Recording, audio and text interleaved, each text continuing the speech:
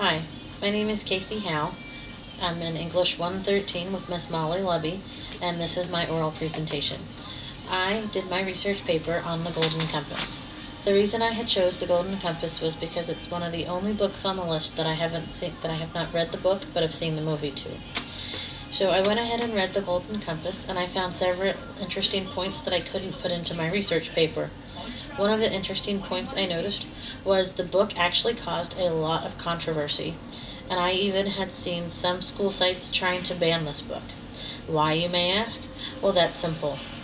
Apparently, the Golden Compass was acclaimed and alleged to be a book promoting against organized religion of any kind.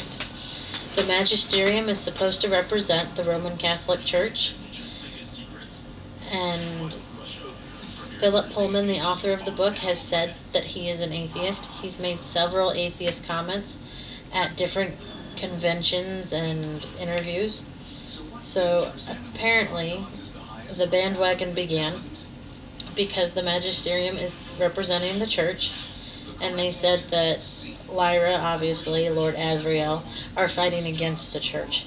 So I thought it was kind of interesting, but I couldn't find a way to tie it in smoothly to my research paper. After reading the book once, and then I stumbled upon the allegations, I went ahead and reread the book. And I have to say, from a Christian standpoint, I didn't really feel like Mr. Pullman had infringed on any of my Christian beliefs. I think it was a good book, and I agree with Mr. Pullman's argument that people should let that go and see the book for what it really was. It was a good literary Let me start that sentence again. It was a good literature. It had good literary elements and devices in it.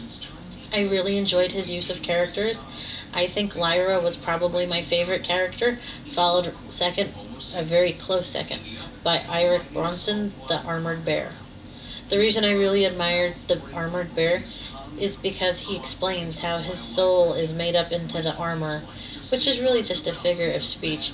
But each bear does handcraft each piece of armor, and I really have a love for anybody who has talents like that to work with their hands.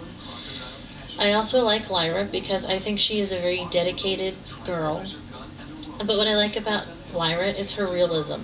She came from parents that she didn't know, and later discovers was none other than her uncle, Lord Asriel, really is her father. And Miss Coulter, the researcher who comes to pick her up, is not really a researcher, but is also her mother. And their affair had caused a scandal back when Lyra was conceived, so she was a very well-hid secret. I liked that as Lyra grew up, she had her own personality, though. Nobody could tie her down. She was a free spirit. And I really admire her dedication to Roger the kitchen boy, her best friend. I think that these traits made Lyra a very believable and round character.